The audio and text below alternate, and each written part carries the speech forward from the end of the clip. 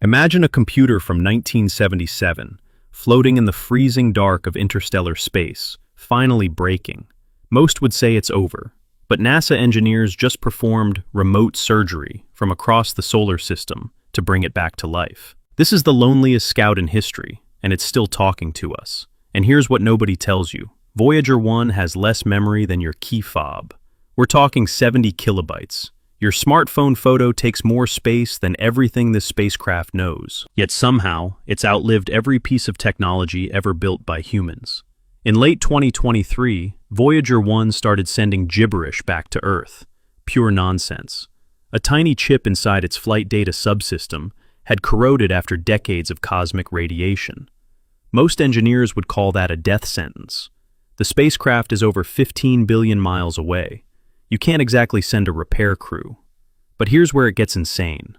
NASA's team, some of whom weren't even born when Voyager launched, figured out how to reroute the corrupted code into a different section of memory.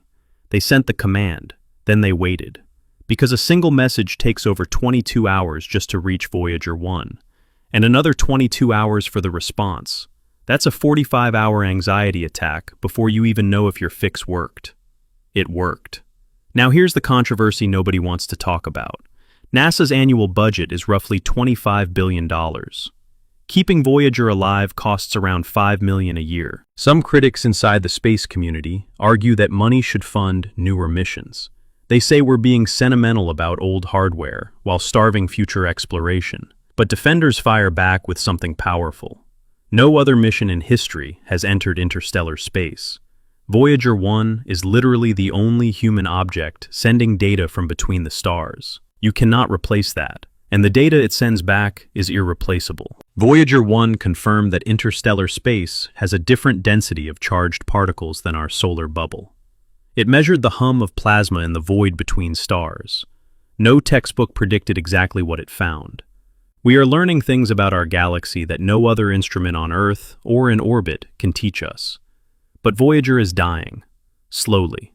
Its plutonium-238 power source loses about 4 watts every single year. NASA has already shut down heaters and non-essential systems just to keep the critical instruments running a little longer. Engineers estimate they have until roughly 2030 before the power drops too low to send any signal at all. After that, Voyager 1 goes silent forever. But it doesn't stop. It will drift through the Milky Way for potentially billions of years, carrying a golden record filled with sounds and images of Earth. Music, greetings in 55 languages, the sound of a mother kissing her baby. It's a message in a bottle thrown into an ocean we can't even see the edges of. Some people call that a waste of money. Others call it the most hopeful thing humanity has ever done. Follow for more stories that make you rethink everything you thought you knew about space.